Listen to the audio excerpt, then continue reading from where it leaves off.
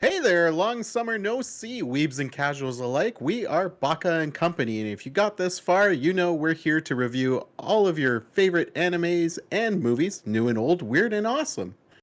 On today's show, we have myself, the salty seaplane pirate, Drew Tendo64, the high flying fighter, it's Frankfurter, Oink oink. and the daredevil pilot ace, it's Magically Average. I'm drinking a very light beer. I don't call myself a daredevil. I'm very basic. Yes. God damn it. I was going to just say that too because we've been joking about that before this fucking show. And God, you took the words right out of my mouth. Anyways. I picked the middle seat on an airplane. Should have put that. He picks the middle seat on the plane, it's Magically Average. That's me. Anyways, what do we watch this week? We watched Porco Rosso from Studio Ghibli. To keep the trend running, it's also known as Kurenai no Buta or Crimson Pig, which is a pretty awesome literal translation.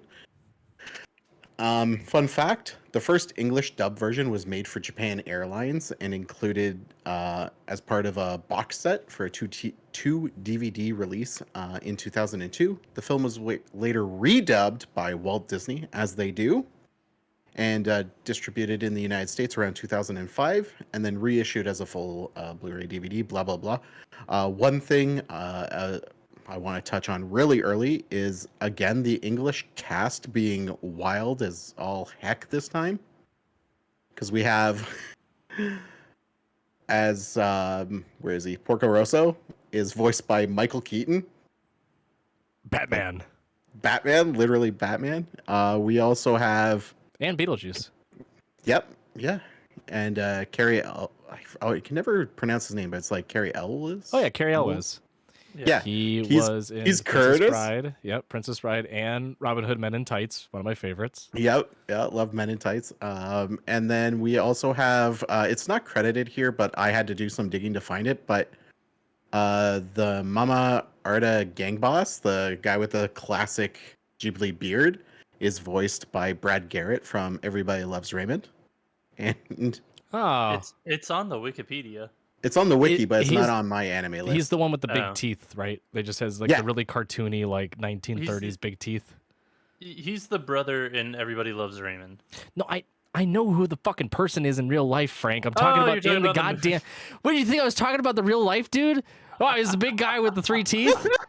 What the fuck is wrong with you? Everything. But Jesus. even cooler, in the credits, in French, Porco Rosso is voiced by Jean Reno. Oh, Right? I did And, not know. And there's a script, I guess the script director is Jean-Pierre Carasso. He is also credited as voicing the gang boss in the French dub, so that's pretty cool. That's funny. Neat. And more backstory on this fantastic film. It was produced during a time where there was a conflict in Yugoslavia, and they have an announcement at the beginning of the dub version to explain what's going on, because the film originally, when they were planning it out, was supposed to take place there, but obviously they didn't want to do a disservice to a country experiencing a war, and so they banded together to move it to Italy. And a lot of the shots and locations, like where Porco Rosso lands his plane, you can actually visit there. It's called Stenivia Beach. But that's a whole lot of information to throw at you all at once. How's everybody doing? What's going on? Oh, It's hot as shit. yeah. It's raining here. Oh, I wish. It was raining here yesterday. Oh God, yeah. This is why. Can we talk for a second? Let's. I'm gonna turn on my old man brain. Summer sucks. I don't like the summer. Fall is the Now best season. Period. Now that we're not in, moving on. Spicy. Yeah, now that we're not in like school and we don't have summer break, summer fucking blows. Yeah, it blows chunks. Fall Oh. is undoubtedly the best season. Yeah, I can agree with that, because like my birthday's in the fall, but also Same. it's just cozy. I think is my birthday technically in the summer? No. When does fall technically start? Is it after Labor Day? Yeah. No, it's like the last, isn't it the second last week in September? Oh. Mine's in the summer then. No, no. I know. Meh. But yeah, no, we're doing good. I think. I don't know. Cool. My brain is fried. And this was a good movie to fry your brain to. So if you're thinking about doing that, well, it's pretty colors and it's fun. And I personally, I just really like the vibe of it. It was a Ghibli movie that had a start and an end for once, for me at least. And the characters. What? Why are you guys making that face? Drew, what is the movie about first before I go on a rant and Oh, okay, ruin the yeah, rest of the right. podcast? All right. So there's this pig. And he's like, yo, I'm cursed. And he's also a bounty hunter, or I forget what the term they call him. Yeah, bounty hunter. Mercenary. Bounty hunter, mercenary? Okay, I guess that's better. And when we get introduced to him, he's saving this kind of a cruise ship. Yeah, the cruise ship, or sorry, the gang, for whatever reason, decides to steal these school children and try and ransom them, but they're all like, hostages. Yeah, and in the dub, they get really excited about being hostages. And they start screaming and yelling, and all I could picture was tiny little Panyos running around freaking people out. They basically all they both all had the same voice, and it just sounded like Ponyo. Yeah, and it was like, what's this button do? He's like, don't touch that. What about this? You're going to miss them. And they're just honestly unleashed on chaos. But he eventually, Porco duels with Curtis. Curtis is really shitty about dueling him because he started it without kind of acknowledging that there was going to be a duel. Porco's plane takes damage. He gets wrecked and he's got to rebuild it. And he's like, I'm a grumpy old man. I don't want any help from a girl. And he takes his plane to this friend who can rebuild it, but he's got a granddaughter. She's the granddaughter, right? Yeah. It's been 2 weeks since I watched this. I'm terrible at explaining this. I want you to keep going after this, but I just want to make note that I love how you make it seem like everything that you said has happened sequentially, but you've missed like a whole 30 minutes. A whole ass chunk. Because you're like, all right, he's fighting with this one pirate that stole children, and then he gets attacked by Curtis, and I'm like, he didn't explain who Curtis is. Okay, so Curtis is the American who the pirates brought in to hunt down Porco Rosso, basically, yeah. And they met at this bar that's run by this lady. Who? Okay, wait. I was surprised that you didn't mention this. Is the lady, the person that voices Gina. the lady? Yes. Is she the same voice actress for Meg in the Hercules movie? Because they sound alike. But Susan Egan? It could have just been my brain. Well, that's... Because when I first heard her talk, like because she's singing like in her first scene, basically, when she talked, I was like, is that Meg? It is. Hey, my brain didn't fail me. It did it. Woo! She's also... That's your one success for the week. She's also Lynn in Spirited Away. You need to re-listen to our Baka Bites then on Monday, sir. I don't know what you're talking about. I don't know about that. All right, Drew, continue. So he crashes and he's a misogynist because he doesn't like girls. What happens? So what he's doing is he's preparing to get ready for a dogfight, and he needs his plane rebuilt by the guy who built his... You said he crashes, right? That's after... But the dogfight happens like way, like, that's like the end. That's like the end of the movie. Hold on. So Curtis proposes to Gina. She turns him down. Yeah. She's waiting for Porco Rosso. He gets jealous. And then Porco... Oh, no, that's right. I have it out of order. I wrote it down.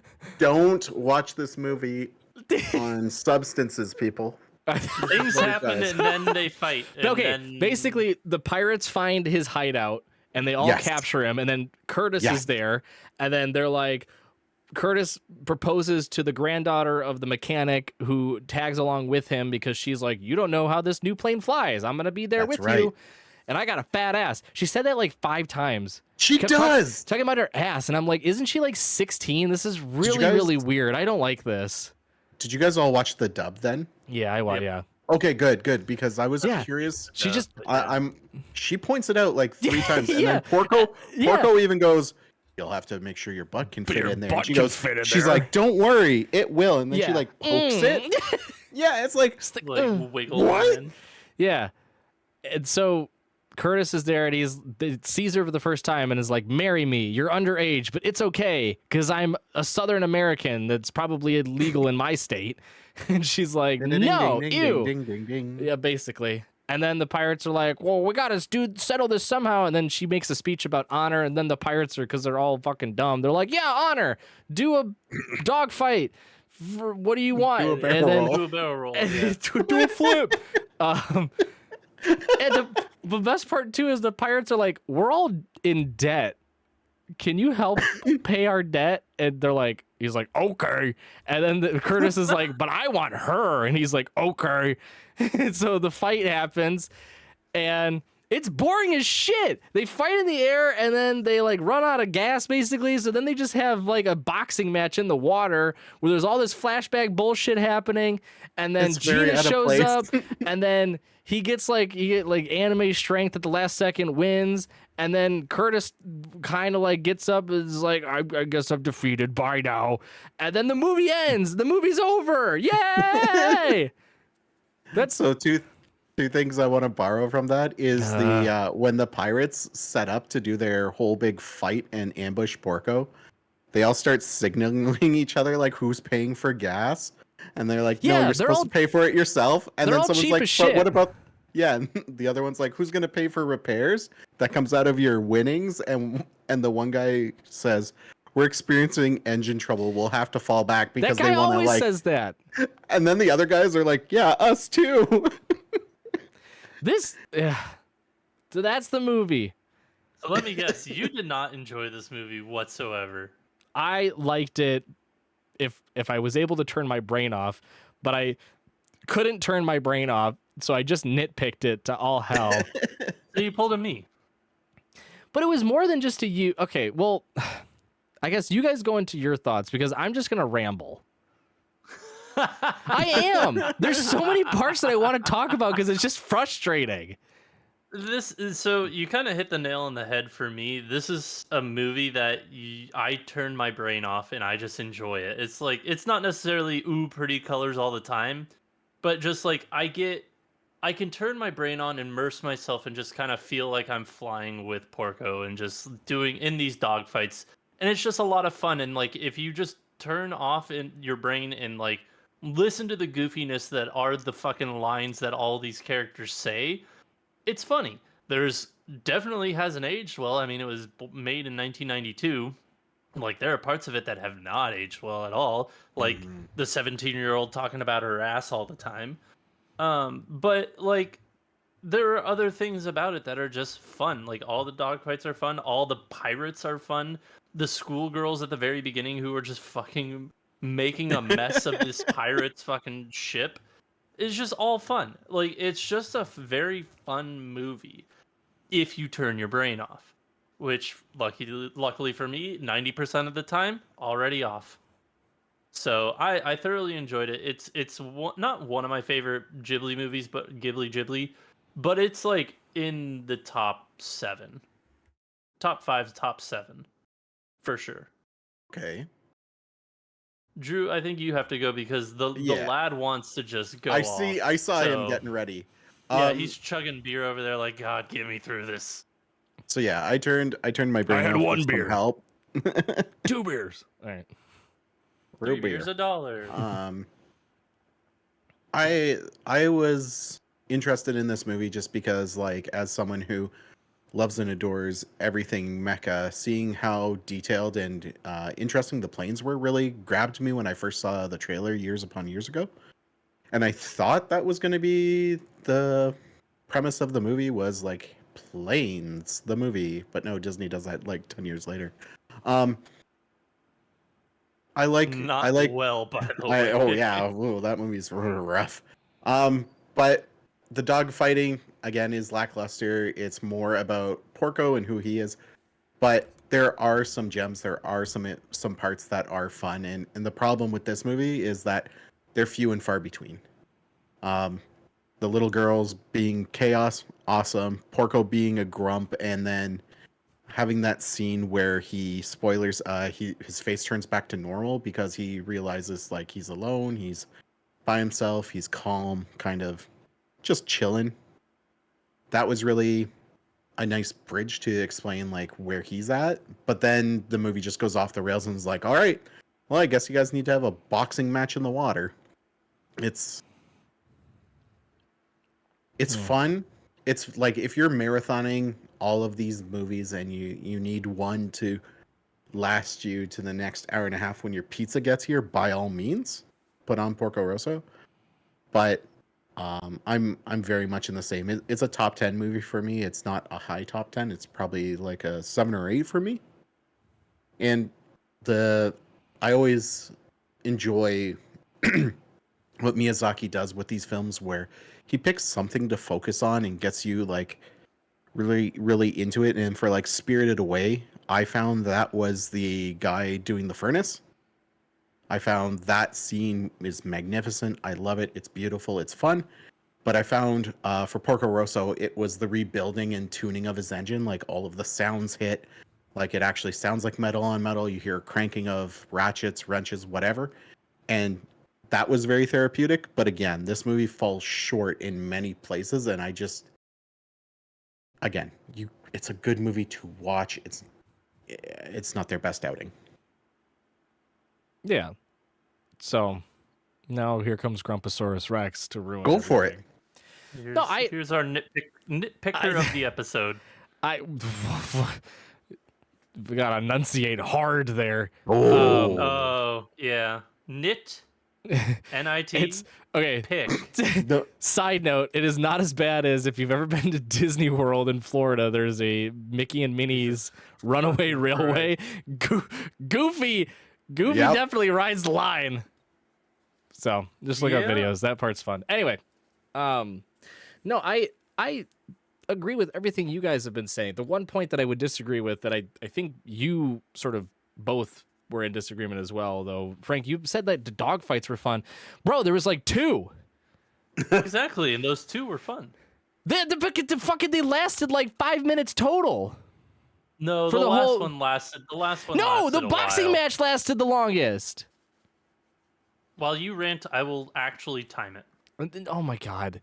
But I think my biggest problem with this movie is that, and I'm gonna use My Neighbor Totoro as like the example of like a movie.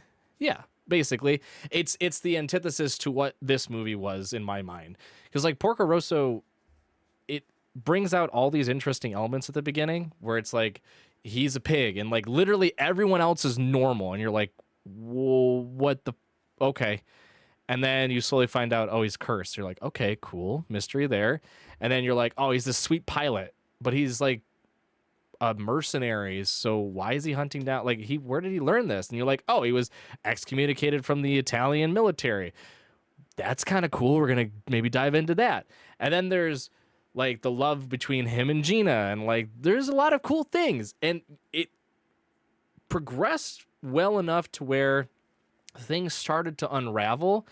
And then it felt like whoever was doing the writing decided they wanted to make a different movie and just crossed everything else off and went, I want them to fight in the water. And then that was the rest of the movie. The last 30 fucking minutes of the movie was a stupid plane fight where nothing happened. They run out of gas and then they fight in the water. And then the director and all the other numbnuts come into the room. They're like, dude, what about all these things? And he's like, oh yeah. And then sort of like weirdly smushes it in, like, here's a quick blurb about my curse. Here's my love with Gina. Fucking the Italian military is a fascist. And we're done. That's how it ended. It doesn't end well. Drew, I almost shat my pants when you're like, this is the first Ghibli movie that ended well. Go fuck yourself. No, it doesn't. Not ended well. Had a clear beginning and end. No, it didn't. What do you mean it had a clear beginning and end? Did they resolve the curse? No. Did we actually get any closure with Gina? No, she just stole the 17-year-old girl because she's got a fat ass and like flew off with her. Did we resolve anything with like Curtis and where they ended there? No, he just was haggard and got his shit beat in, and then he just waddles away in the water. Did we resolve anything at all with like why he was actually excommunicated from the Italian military? Not really either. There's there's a slew of just bullshit that they're just like, at least it had airplanes. And everyone's like, yeah, airplanes. Like I was so frustrated at the very end because I was enjoying it. Like it's fun. It is a good turn your brain off movie. But then when you like snap back and you're like, get out of your fucking coma, and you're like, what the hell happened? You realize that nothing actually was finished. It's just fun to be fun. It's like My Neighbor Totoro. My Neighbor Totoro is fun to be fun, but there's a clear like beginning and end to it. There's closure. You've got everything that you need in basic story elements that progress throughout the entire film, and it's all set in one setting, which is why I compared it to like Porco Rosso, because like Howl's Moving Castle, there's a lot of moving parts. No pun intended. Not really. So intended. Spirited Away is the same way. Like there's a lot of movies where there's like just a whole bunch of shit going on, and it is very overwhelming to like take it all in. But they do spend meticulous time to like make progress through. Porco Rosso is very, very simplistic. It's one setting, the islands out like nearby Italy, and they're fighting pirates. Like it's like cool. That's a very basic premise, but the weird niche to it is that the main character is a pig that got cursed. You're like, okay, sweet, let's explore that. Did we finish it? No. Okay. But then you have My Neighbor Totoro, where it's like, okay, they move into a new house way out in the countryside, and they experience all these fantastical beings that allow them to explore this different world. And mind you, you get into the whole theories of like, oh, the girls actually died, and this is the afterlife, and that's the cat bus is bringing them into the afterlife, and blah, blah, blah. That's different. But you do get the sense that like the story had a finality to it at the end when they rode back on the cat bus and they were reunited with their father, and it was the whole moment of like, you know, the father actually gets to experience their childhood and not basically ignore the fuck out of them, and can actually start to see them too kind of towards the end with the dust mites. Like you're like, oh cool, yay, we see like the actual like wrapping up of themes. This is great. Porco Rosso just ends with them punching the fuck out of each other, and then everything just it was like chaos at the very end. It was just like the Gina shows up and it's like, I'm stealing your bitch, and then flies off, and then Curtis is like bruh, and then falls over, and then the pirates are like, we're out of here, and then they fly off, and then Porco Rosso is just like, that's life, and then it ends. It was so frustrating how it all ended. That it's hard for me to look at the rest of the movie and go, yeah, it was good, because it was fun until the very end, in which it literally shat itself. So the ending dogfight in the I air. don't care, Frank. In the level of how much I don't give a fuck, it's the point at which I would rather just end the stream now and stop recording before you have the chance to finish it. That's how much I don't give a fuck. Drew, Fine, what were you gonna say? I won't give you time, but I will say it is longer than the fist fight. Drew? Are you including the flashback scenes? Sorry, Drew. No, you're fine. Yeah, like the whole fist fight. Just The whole go. fist fight is about 4 minutes, and the dog fight is 6. That is a lie. There is a whole sequence in which he talks about they do the curse shit. The fist fight in the water is 4 minutes. But there's like flashbacks and bullshit during that time. Correct. Are you including that? Yes. Lies. Drew, what do you got? You can go watch it if you want again, but I'm not correct. going to. I'd Well, rather form a self-lobotomy. The icing on the cake I want to add is there is that small little like bit at the end where we see like Fio takes over the Piccolo company, and Gina has her garden, and we see a red plane there at the end. Like that's kind of where I was going, is that there were like parts to summarize the ending, but I see where you're coming from. It's becoming apparent that when they make these films, and we can compare it to last time with Pompoko, they're trying to do a lot in a very small amount of time, and I find that they get a pass on a lot of these, we'll call them unique situations or writing debacles, because it's beautiful, and the animation is always up and above what you can compare at the time. Like if we flat out say like this came out in 92, Disney's doing like Lion King or whatever. Lion King's 94, but whatever. Close enough. You know, like you compare what's out there in the media, and obviously people would gravitate towards, if just visuals, this. But if the gems of Ghibli are so far and few between, what made this film great is what made it great. Like it did have humor, it did have eye-catching visuals, and it had a vibe that, I don't know, put me at ease for most of the time. Because like if I think about the first time I watched Spirited Away, I had a lot of anxiety towards the end of that film during that whole big thing that happens. Yes. We'll talk about that another time.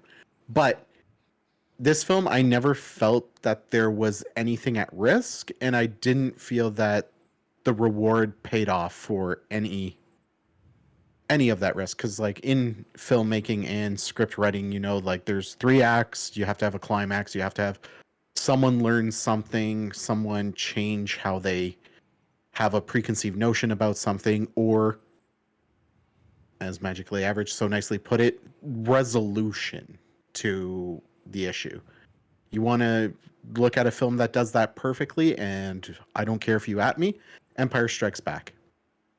You have a clear objective, you have a clear resolution, you have someone who changes, and you have everyone in that film at some point or another has something happen to them that drastically changes them as a person. Anyways, Frank, stop smiling. I know where you live. You said Empire Strikes Back. I thought you Yeah. were going to say Emperor's New Groove, which also works.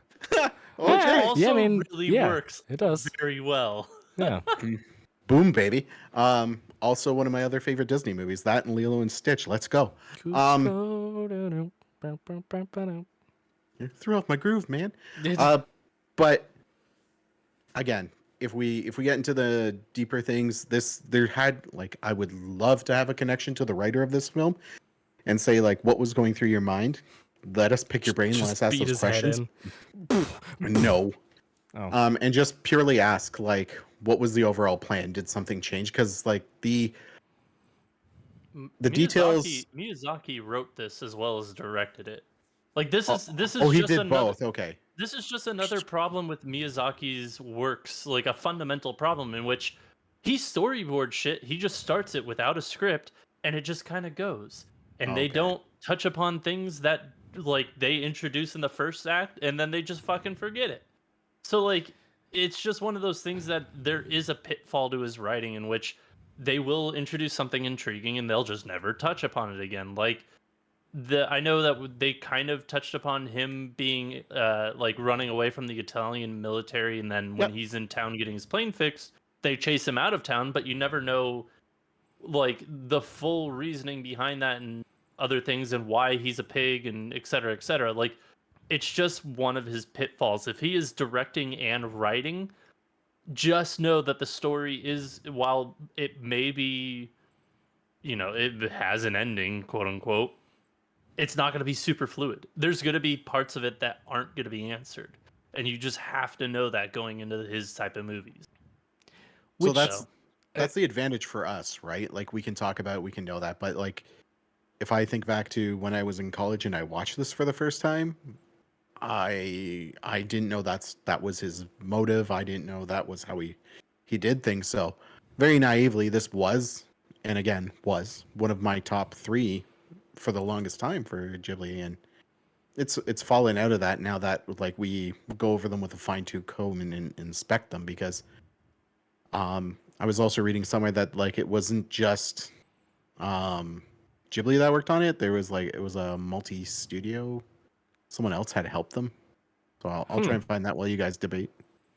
Yeah, I mean, to what Frank was sort of saying, I think that's a larger commentary though on Ghibli films, because one of the biggest draws to a Ghibli film outside of its animation is that they do have really, really unique stories to them, because they're, I mean, not to sound really cliche or stereotypical, but like comparing it to Western films of the time, they're very fantastical and otherworldly. Like the most otherworldly we got here was like, Toy Story where toys come alive, or like, Or Iron Giant. Yeah, like a lot of like Ooh, yeah. anthropomorphic things, but very, very, very, very basic stories because they're geared towards children. Like you can't have a very complex storyline with a lot of moving parts to it because children aren't going to fucking get it.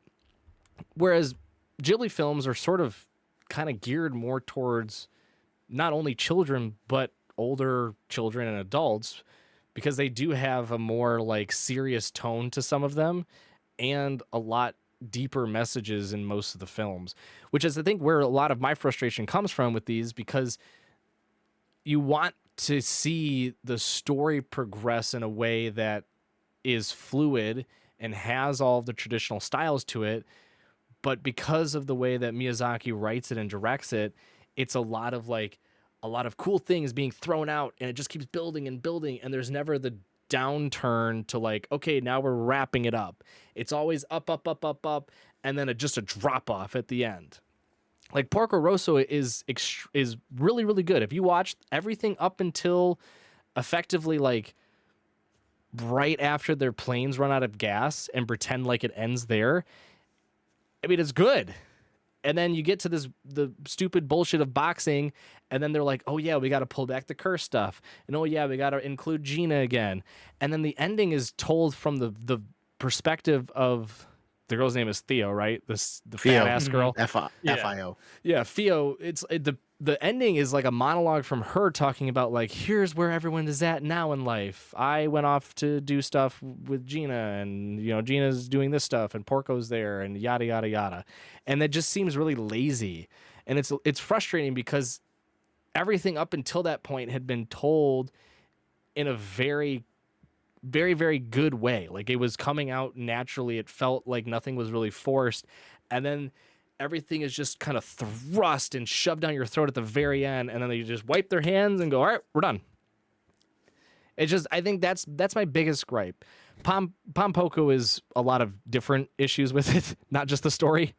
But it is telling that, Porco Rosso, even like Ponyo to a degree too, like Ponyo is visually like one of my favorites. I think there are so many scenes where, there are so many scenes where, and I'm a big like water, beautiful. Like I love like the aquatics. I love sea creatures, all that.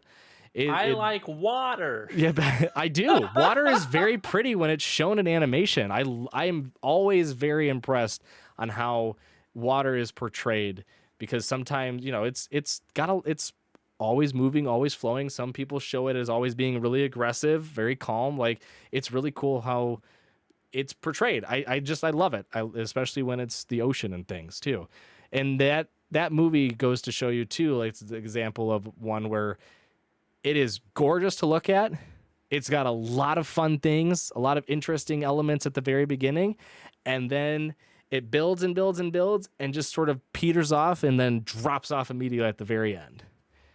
And it's just very frustrating. It's just Studio Ghibli. But it's not. It's not. No, because you have movie again. In my opinion, My Neighbor Totoro finishes up. Kiki's Delivery Service is not like that. Spirited Away is not like that. Howl's Moving Castle is not like that. You have plenty of movies. Howl's Moving Castle is like that. No, it is not. Yes, they throw shit ton at you at the very end. It's like as soon as he with him being like the bird creature. No, it's not just that. It's like it's the bird creature. It's the big fight at the end. It's the bird creature. It's the going into the past and having the garden and then revisiting the garden again immediately and doing all these things. And then, oh my God, Turnip Head is the prince. Wow. All those things are shown about throughout, and they do touch on it as it progresses. Porco Rosso is you tell it, you blank on it for forever, and then it comes back at the very end. You tell it, you blank on it, it comes back at the end. That's how every one of the other Porco was the exact same way. You touch on it, it goes away until the very end. At least Spirited Away, as it progresses, you're still getting all of those bits and pieces coming out. Is it confusing as fuck? Yeah. But at least it touches on every single piece that is told throughout the story up until the very end. Porco goes, here is something, here's something, here's something, here's something. Okay, I'm going to take it all back. Bye. And that's it. You don't get anything from it. I still disagree. I think a lot you of can disagree the Ghibli about movies... You can disagree about Howl's, but Kiki's, Totoro, Spirited Away, they all have finality to them. There's always closure. There is some there's level closure, of... but it doesn't mean that they don't rush that closure. You're talking about rushing things, like and then they took it away. Porco Rosso doesn't even rush it. Porco Rosso pigeonholes it in to just make it work. That's not rushing it. That's being forgetful and lazy. That's not rushing. At the same time, like I just said, fucking Howl's rushes the ending to an extent. Kiki's does a little bit. That third act is very fast. You cannot deny that the third act of Kiki's Delivery Service is literally like 15 minutes. That's fine, but where would you start the third act for Porco Rosso? Because in my opinion, when he leaves Italy. No, that is absolutely when not he gets when the his third plane back. Yes, no, with the plane back. No, getting his plane back is when he leaves Italy. I wouldn't even argue Which, that's again, the third that is act. the last 30 minutes. No, I would argue that the third act is when the dog fight is going to happen. That is the third act. I don't think so. Yes, I think it is. The third act... Yes, it is, because Theo, the second act is when he gets his plane back and leaves Italy, because that establishes the relationship that he's building with, that Theo is building with Porco, because Porco's still kind of like, get the fuck away from me. I don't want to, I'm already getting chased by one military. I don't need, another agency to come after me too, with your fat ass. Like, there's that whole bit to it. That is Act 2, and then the ending of Act 2 is when the pirates come out and they're like, "Oh, you're gonna have the dogfight with Curtis, yeah." That's the ending of Act 2. Act 3 is literally the dogfight. That is the entirety of Act 3 is the dogfight, and that is, you cannot tell me that is anything that happens in that other than they go, here's the ending from Theo's perspective, bye, and then it's over. All I'm saying is that Porco Rosso is not the only movie that rushes the ending for Studio Ghibli. That is what I'm arguing. But your argument, you're not arguing what I'm saying. There is a disconnect, Frank. I need you to turn the 10% that your brain is on. I need you to turn on for a quick blip. I am not saying that Porco Rosso rushed its ending. I'm not saying that Pompoko rushed its ending. I'm saying they literally have no ending. There is no ending to these films. You cannot, at the very last second, go, and then they lived happily ever after, the end, and expect that to be the ending. That is not how you end a film. That's not how you end a film. You can, Howl's Moving Castle, Kiki's Delivery Service, whatever, Totoro, I don't care if those rush their endings. That's fair. That's understandable. But what they had was an ending. There was a conclusion. There was closure. There was a finality to them. They did not drop off the face of the fucking planet and then just go, goodbye, everyone. And just were like, okay, we're good. Let's leave. That's what Porco Rosso did, which is, again, why I'm very frustrated with it. Because up until the very last part, it was a really fun, enjoyable movie to watch. And sure, if you go into a comatose state and drool for the entirety of the movie, you might be able to just ignore all of those faults about it and enjoy it. But myself, I can't do that. I like to be lucid and alive when I watch my movies, so I can't actually view it and go, oh, it was so much fun. Because the ending, there is none. There's no ending. So I'm not laughing at what you're saying. Yes, you are. Yeah. I'm laughing at the fact that you said you go into a comatose state and just look into the distance and drool. Yes. And then I look at fucking Drew's character. One is slack, his mouth is open. Yeah, Drew is just portraying the average Porco Rosso viewer. That's the average Porco Rosso stan. Yeah. I was just laughing my ass off because it looked like Drew's character. It's who you were perfectly. describing. It was not planned, but it was kind of planned. It's my microphone. It moved in front of my... But that's... Again, larger discussion about Ghibli films aside. If you're saying that, yeah, if it doesn't have an ending, sure, it doesn't. Yeah. You're right. But like because I agree with you that all the other movies are rushed. I mean, like, there's and that's a larger anime discussion. Yeah, Because no, that's third acts in anime are historically horrible. I think the only one that has done it really well, and is a very recent movie, was oh god damn it, Suzume. Suzume had an amazing third act, but historically, I feel like anime movies have had horseshit, really bad rushed third acts. Well, and that's whether they have a finite conclusion or not, they're usually like the last 15 minutes. And I think that is again a product to bring it back to Porco Rosso and Ghibli films too.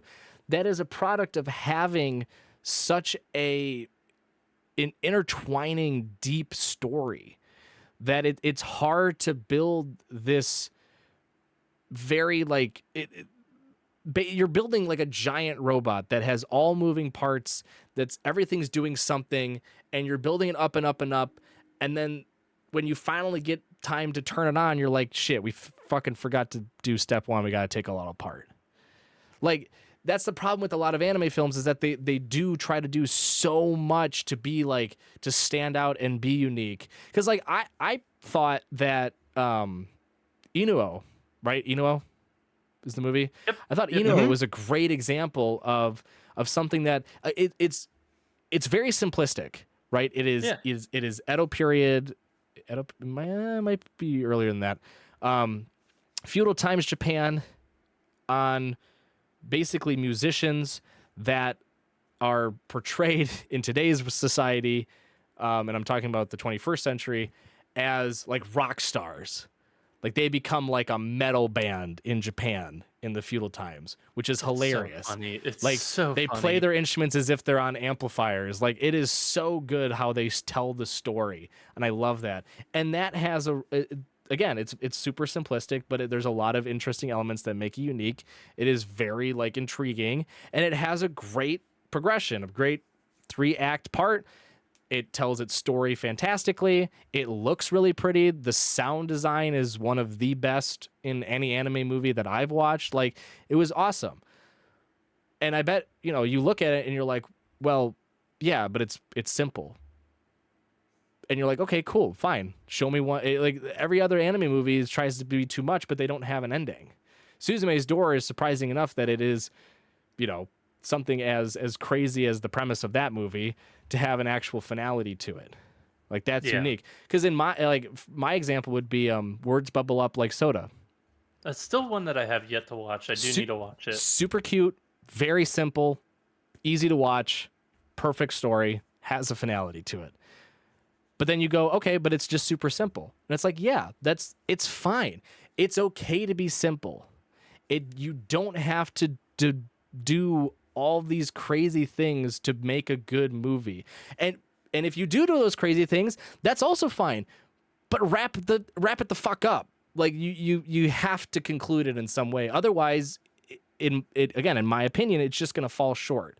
You could come up with a crazy out of this world idea for a story premise, and it could blow everyone's mind when you put it up on the storyboards and you start writing the script. It could just be the next big thing in anime movie. But if it doesn't have an ending to it and you can't find a way to actually wrap it up, it doesn't matter. You better just start from scratch. Like it just doesn't matter, in my opinion. Okay. Final thoughts? Final thoughts? I think we discussed them. Like it's a fine movie.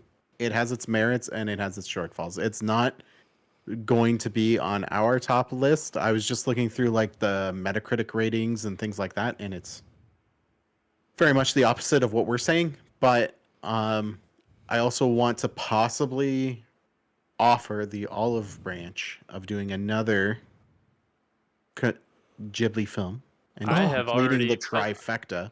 I've already put my vote into our chat as to what we should do next. The trifecta.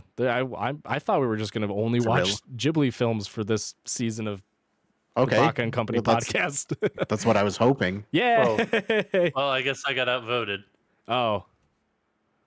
I had proposed we watch The Girl from the Other Side, but it's okay. Oh. I was gonna pitch Mononoke. Oh, Right? I haven't Mononoke seen it in or a while. Nausicaa. Same. Oh, I've seen Nausicaa within like the last year, but I Oh. haven't seen Mononoke, honestly, I haven't seen since Princess I Mononoke in a rented while. it in 2007. Wow. Oh, wow. Yeah, it's That probably is- been about 10 years for me. I think I watched it in undergrad with some friends who were going through all the Ghibli films. Is the last So time about I 10 saw Alright. it. years. So yeah. Well, just how about we that. do that next, and then we do Frank's next, and then Magically Average can And then finish. me, I Yeah. want to pick one. Please pick a stinker so we It's could the just fucking Rugrats roast movie. you. Rugrats in Paris. Do you guys want to learn about traumatic life events? Watch Rugrats in Paris because they talk about death a lot for a children's movie in that. Do you want traumatic children's movie that everybody loves? Go watch Lilo and Stitch. Holy shit, that movie is depressing. Well, yeah. All the stuff they cut out, it's depressing how much they cut out. No, I if mean, you the want to movie watch, itself is still depressing. if you want to watch a depressing and disturbing children's film, which Please I don't would say argue. Grave of the Fireflies. Please No, don't no, go no, there. no. Labyrinth. I would actually argue it's not even a children's movie, but it probably is. No, The Brave Little Toaster. Jesus Oh, fucking yeah. Christ. That movie is both Oh. disturbing and depressing. Speaking of anthropomorphic things Yeah, that we got in the 90s and anthropomorphic. 80s. yeah, Jeez fucking Louise. crazy idea of all these Oh my appliances just getting fucking God. annihilated. The air conditioner like spitting out nuts and bolts and Oh. catching on fire, Yeah. that scarred me for life. Like Land Before Time, that's scary because you got a T-Rex and everyone else, like as a kid, you're like, oh, they're plant eaters. They can just eat plants. And the T-Rex is like, nah, man, I'm a I'm gonna meat eat eater. you. Yeah. But no, Brave Little Would it- Toaster, like, oh, Did And if anybody? you want to learn about drugs, kids, go watch Dinosaurs Were Back or whatever. Oh, Oh, fuck, the yeah. horrible 3D like weird It wasn't puppet 3D. bullshit. No, it was back in like the early 90s. Oh no, I'm talking just- about the John Goodman one. Oh yeah, I not thought you were- dinosaurs on Disney. Yeah, I thought you were talking about dinosaurs. Oh, not the that one's Dinosaurs that one's 2000. No, scary as depressing fuck. too. We're Back Dinosaur. No. Sorry, it's We're Back, a Dinosaur Tale. Oh no, I haven't seen that one. Oh, It's- dude, it's a fucking. You'll it's- see the cover of it, and you're like, "Oh, I remember this vaguely." yeah. And then you watch like the first 10 minutes, you're like, "Oh, what the fuck are they doing?" Yeah, we've been fucked up from children. I think the moral of the story is that children's movies back then really fucked us up. Something like that. So Yeah. Take us home. Take us home. All right. Well, I want to thank everyone for joining us today. If you have suggestions, we always welcome them over at Baka&Co Podcast on Twitter. Want to give a shout out and a high five to Akano on SoundCloud for our intro song. And until next time, bye everybody.